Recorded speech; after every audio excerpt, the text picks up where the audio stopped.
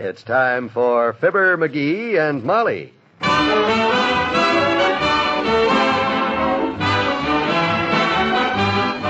Sundays through Thursdays, NBC brings you Fibber, McGee, and Molly transcribed. The show is written by Phil Leslie and Len Levinson and directed by Max Hutto.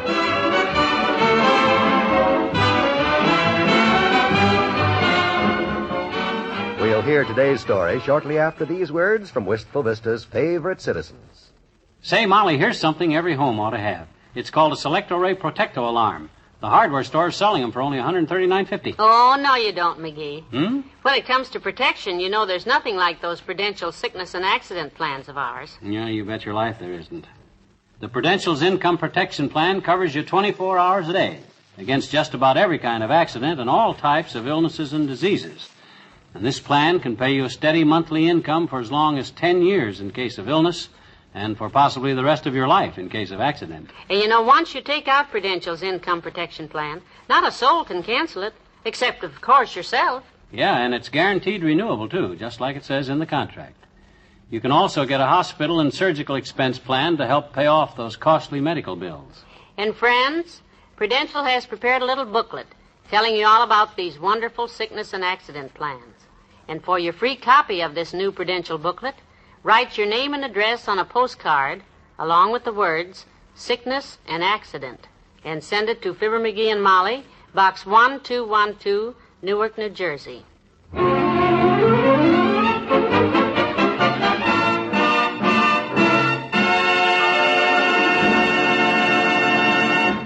Ever been in Wistful Vista on a Sunday afternoon? Well, it's just like any other clean-cut American town. Relaxed, kind of lazy, sort of hungry, and just back from church. Well, all I'm saying is if that thing Mrs. Spradley had on is what they're going to be wearing this fall, she ought to have her hat examined. Was that a hat? Thought she had petunias growing out of her head. Hey, I'm beginning to feel the first faint twitches of which may turn out to be the world's record Sunday dinner appetite, you know. What's on the menu? Why, oh, dear. Huh? What's that oh dear for? We're invited out for Sunday dinner today. Yeah, well, you don't mean oh dear, you mean oh boy. I can't remember who invited us, McGee. Oh, dear. You can't remember? Oh, let me think a minute. Oh, it was a phone invitation. I was out in the kitchen when it rang, I remember. Or was it upstairs? Now, think hard. I'll help you. We'll both think. I think better out loud, so you stick your fingers in your ears so I won't disturb you, and we'll both think... Get the door, will you? I'm going out to the kitchen. That's probably our answer right there. Whoever it is has come over to take us wherever it is. Whoever it is invited us to dinner lives, I bet you. Hi, Mr. Hunt. Ah, hello, Teeny. How are you? What can I do for you? Fine. Fine. And you can give me a job as your secretary, I bet you. Secretary? Well, this is Sunday, sis. And seeing as how I don't use a secretary on weekdays, why should I hire one on Sunday? Because I need 20 cents. Oh. Mm-hmm. So you want to hire out as a secretary, huh? No, I want to hire in. Okay, come on in. Come on in. What can I lose? 20 cents. Okay, it's a deal. I don't have 20 cents in my pocket right now, but haven't put all my loose change in the collection. But you wait here and be my secretary. I'll go get it from Mrs. McGee. I think she went out in the kitchen. Okay, Chief. I'll take care of everything. Say, Molly, have you... No, I haven't remembered yet, and it's getting me mad. What's the matter with me that I remember being invited to dinner and I don't remember who invited us? Well, I was going to ask you if you got change for $1. Go look in my purse. I'm so upset over this. Ah, there's the phone. Run see who it is, will you? My secretary got it. Your what? Secretary I just hired. Teeny. She's the one the change is for. 20 cents. For goodness sakes. Yeah. The way you indulge that child, you'll have her spoiled to death. Let me see. Was it Monica Miller who invited us? No. Wasn't the McDonald's because... Yeah, Teeny. Who was on the phone? It was a lady. Oh? I explained I was a secretary, and she gave me a message. What's the message? She said she was checking up on your dinner invitation. Oh, swell. Good. Thank goodness. She said, tell Mr. and Miss McGee we're awful hungry, and as far as we're concerned, we can eat any time now. Yeah. Good. Oh, what a relief. Who was it, Teeny? The lady, the one that phoned. Who was it? She didn't say. What? Oh, dear. Well, why didn't you ask her? Gee whiz, you answered the phone. Don't you know you're supposed to ask who's calling? My gosh, if you're going to be a secretary... Now, McGee, don't blame the child. How was she to know? Know what, Miss McGee? No what? How suppose I know what? Well, we were supposed to share Sunday dinner with some of our friends, Teeny, and we've sort of gotten the invitation fouled up. Doggone it, Molly. If you don't know who you talked to on the phone, we should have checked with everybody at church this morning. I know. I just didn't We think. should have asked Doc Gamble and the Toopses, and Mrs. Spradley and Wimple, and Hennessy Williams' wife. Gee, didn't you ask any of them? It kills me to think of any of them dear friends of ours setting down to dinner by themselves while we're just waiting here twiddling our thumbs. Don't you worry, Chief. Your secretary will handle everything. I'll get on the phone. Sure. Just don't bother us now, Teeny. We gotta concentrate. Oh, Teeny, you sure boobed that up. You should have asked who was calling. You should have told him to come right over. My goodness. If Miss McGee don't know who she asked, I better check everybody. Hello, Miss Toops. This is the McGee secretary, Teeny. Did you just phone up here? You didn't? Well, the reason I'm calling, Miss McGee can't remember who all she invited for dinner today, and... Huh? Well, they're just waiting for you, twiddling their thumbs. Yeah, sure, bring the whole family. Hurry on over, because I gotta call Dr. Gamble and Mr. Wimple, and I gotta...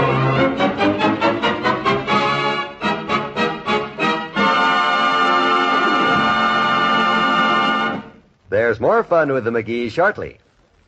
Greater happiness for more people. That's the result of many decades of proving that the American way is the best way in the world. And what does the future offer? Well, let's take a look. America has enjoyed a tremendous growth since the war, a growth that can be seen in almost every city throughout the land, where new developments, new communities, even entire new cities have sprung up. This rapid growth has brought and continues to bring new and greater prosperity. And along with our growth have come the miracles of physical and chemical research. These sweeping changes and tremendous needs add up to greater opportunities for practically every person in America today. Perhaps you'd like a closer, clearer look at America's future. If you would, you can get it by writing to Box 1776, Grand Central Station, New York, 17 New York, for the free booklet, The Future of America, which tells the exciting facts about the changes taking place today that mean a better tomorrow for every American. Write for this free booklet to Box 1776, New York City.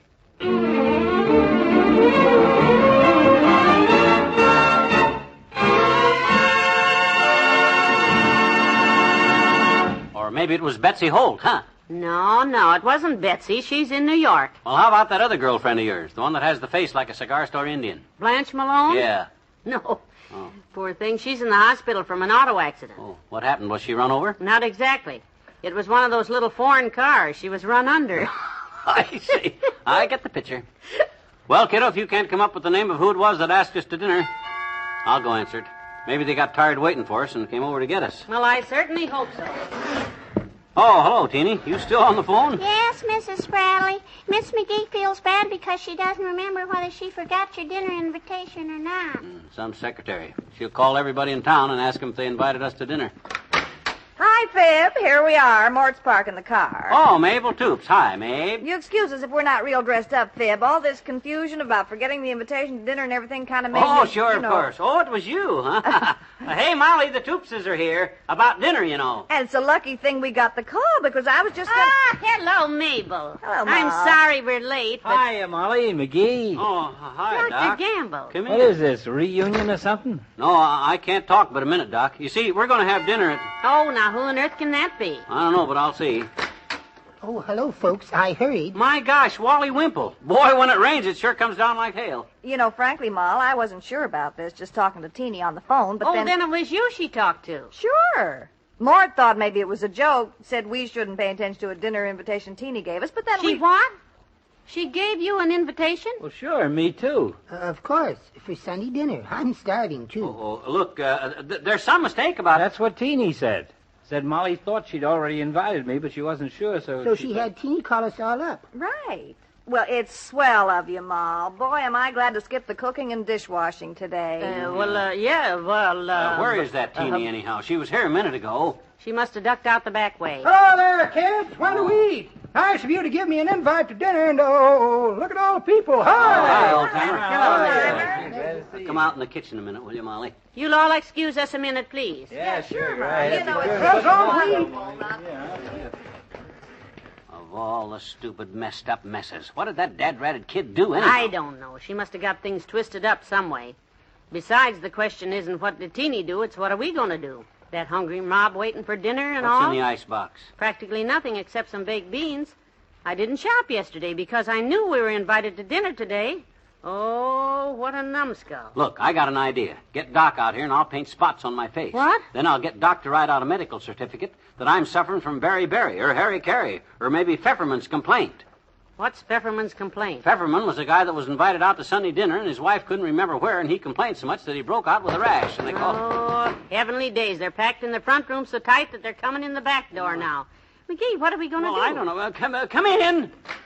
Well, folks, there you are. Oh, hi, Les. Did Teeny phone you, too? No, she didn't phone me. Well, thank goodness for that. But I tell you, Sally phoned over here a while ago and spoke with her. Did she give you the message? Message? Well, what message? Oh, sure, that's right. We're having dinner with you folks, aren't we? Right next door. Oh, sure we are. Yeah, everything's all ready. You coming? Oh, Lester, we've been looking forward to it all day. Only, Yeah, we're bringing a few friends who just dropped in, Lester. Unexpected like, Lester. We know you don't mind. Well, Sally, she... Molly's got a lot of baked beans, and she'll bring them along. Won't you, Molly? Huh? Swell gang, Les. You know most of them. Fine baked beans, too. You'll love them. Well, bring lots of baked beans, Molly. I'll get the gang, you get the beans. Let's get the work.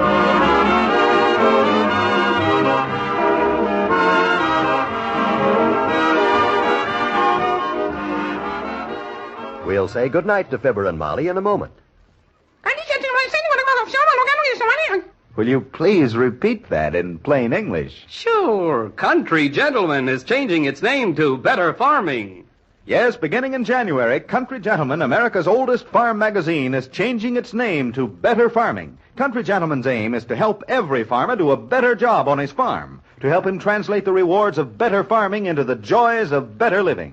So in January, we're making the name and the aim the same, Better Farming. If you're a farmer or operate a farm, we invite you to subscribe to Better Farming. Simply send $2 with your name and address to Better Farming, Department A, Philadelphia, Pennsylvania. You'll get 3 full years of Better Farming. Remember, an average farmer gets 5,000 pounds of milk per cow, but a better farmer gets 2 and 3 times that much. Subscribe today to Better Farming. Write to Better Farming, Department A, Philadelphia, Pennsylvania.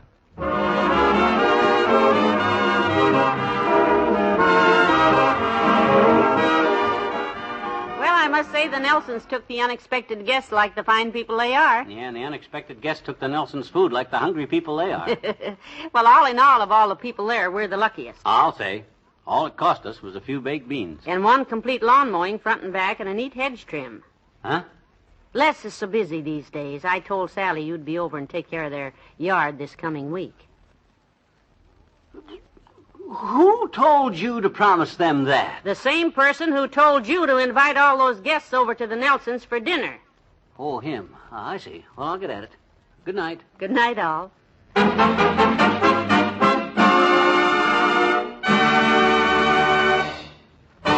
Fibber, McGee, and Molly is an NBC Radio Network production, transcribed, with Bill Thompson as the old-timer and Wallace Wimple, Arthur Q. Bryan as Dr. Gamble, Robert Easton as Les, and Mary Jane Croft as Mabel Toots. This is John Wald inviting you to be with us again tomorrow night as Mr. McGee tests out the new health theory. He says, how? Tune in and see. Good night.